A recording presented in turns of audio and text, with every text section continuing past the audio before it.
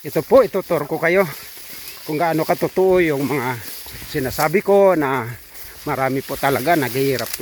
Panahon ngayon, month of August, wala pang dahil sa long drought na nangyayari dito sa Palawan. Yung mga indigenous community hindi nakapagtanim, hindi nakapagkaingin.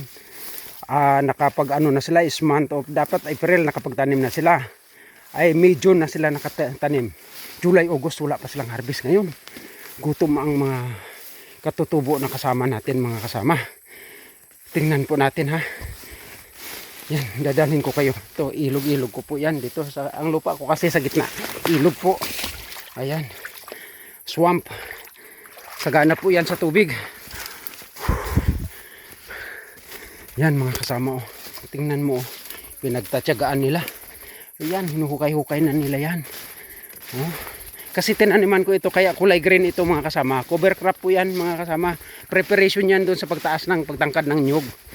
Yan po, pag kayo may kanyugan, tatanim kayo ng Mucuna bactata o cover crop para doon sa continuous moisture ng inyong lupa. Pagdating sa pananim yan, wasak-wasak mga kasama. Puro po yan kamuti. Nakakaawa po. Ayan, marami pa titingnan natin dito sa kabila. Dito kasi mas makapal ang kamuti dito eh. Ayan po. Tutur ko kayo, pagtiyagaan nyo lang sundan mga kasama, mga kaibigan, mga kapwa ako may puso. Nananawagan ako sa inyo na subaybayan nyo po yung aking channel, dahil po sa pagkakataong ito bihira po yung nakakaramdam ng awa ka lang sa kapwa mo, yung maramdaman mo medyo kukurot ka ng konti ng tulong. Napakalaking bagay.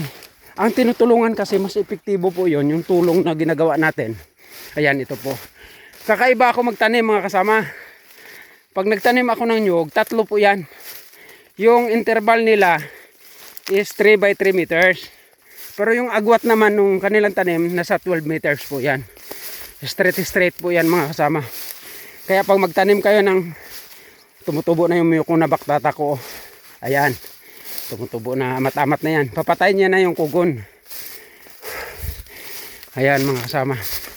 Tinitingnan natin yan, ang mga pagtatanim ng, depende kasi yan eh. Kasi kung kwentadahin mo yung tanim, magtatanim ka ng 10 by 10 sa nyug, it's only 128 per hectare. Samantala pag 3 by 12, umaabot siya ng nasa 400 malapit ang puno. E pag namunga yung 400 ng parehas ng bunga ng 10 by 10 mo, malaki yung return of investment mo mga kasama. Kasi ang puno, merong ano yan sila, merong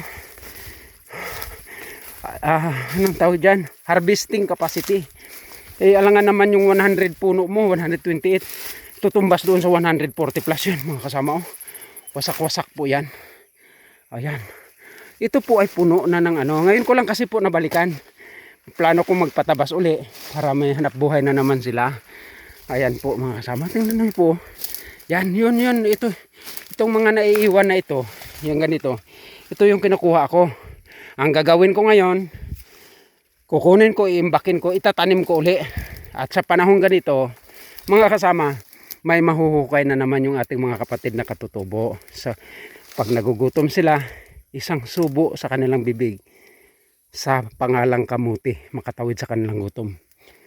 Napapalugod mo ang Diyos sa ganong sistema mga kasama. Kaya makibahagi po kayo, tulungan nyo ako mai-promote, dahil ito ay espiritu ng pagtulong, espiritu po ng kababaang loob, at espiritu po ng pagsisikap. Ito yung social media na nagko-content ng magandang content, hindi nag-i-influence ng masama. Ayan po mga kasama. Tingnan po ninyo. Malalaki na po yung nyug ko dyan. Kung mapapansin ninyo. Yan. Oh, kita nyo mga kasama. Ito po yun. Kawawa. Kawawa talaga. Oh. Ayan yun. Wasak-wasak po yan mga kasama. Kaya sabi ko, sana mas marami ako na itanim. Mas marami ako napakain. Sa mga ganitong sitwasyon, isa sa tabi mo yung sama ng loob mo. Pangunahan mo ang sarili mo doon sa awa at habag sa iyong kapwa. Yan po ang nagiging implikasyon na tayo makatulong sa mga mahirap. Maraming mayayaman mga kasama. saan yung ating puso. Mayayaman tayo, wala. Kaya dito tayo sa puso na kahit hindi tayo mayaman, mayaman naman tayo sa mabuting gawa. Ayan po, sundan po ninyo ang susunod ng video. Maraming salamat po sa inyo. Pagpalain nawa kayo ng ating poong may kapal.